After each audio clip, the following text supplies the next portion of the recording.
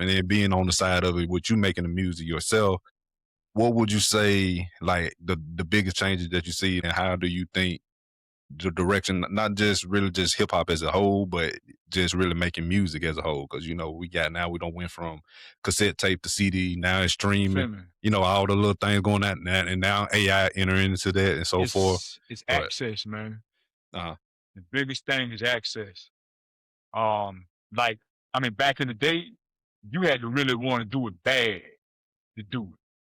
You know what I'm saying? Even if you wasn't no good, you still had to really want to do it very bad in order to get it done. You had to find somebody that had decent equipment at the crib so you can record, or you had to book studio time.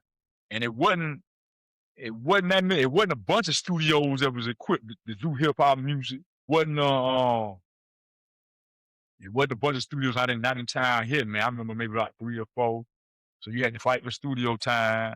You had to pay for studio time. You had to get everything mixed by somebody that probably didn't know it that great of a job of what they was doing.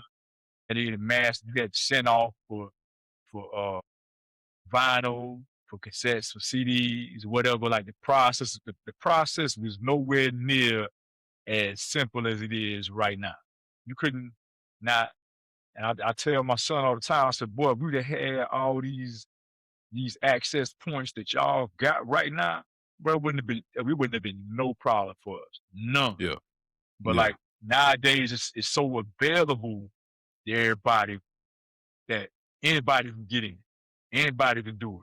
You know what I'm saying? Whether you a 5-star MC or whether you hmm, just trash, you can yeah, get in. You know what yeah, I'm saying? You can get in, yeah, no problem. yeah, So I say access is probably the biggest thing right now, man. The yeah. biggest change from day one to Um, now.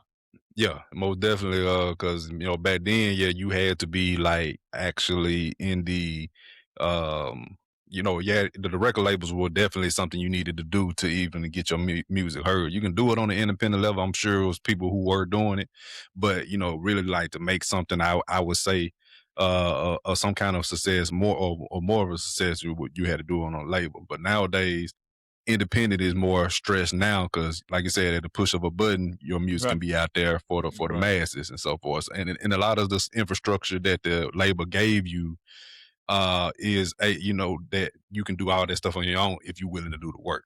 And so forth and all that stuff like that. So yeah, I think at the same time it's easier and harder at the same time. Easy and hard at the Yeah. same time. Like it was then. I would say it was probably more harder.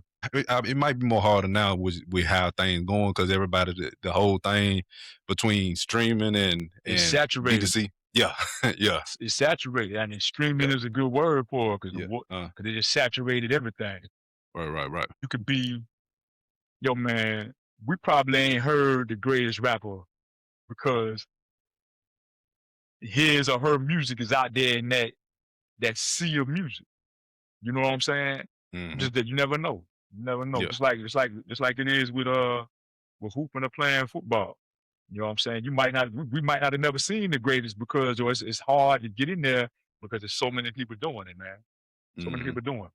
Yeah. Um, but like I said, this is easier.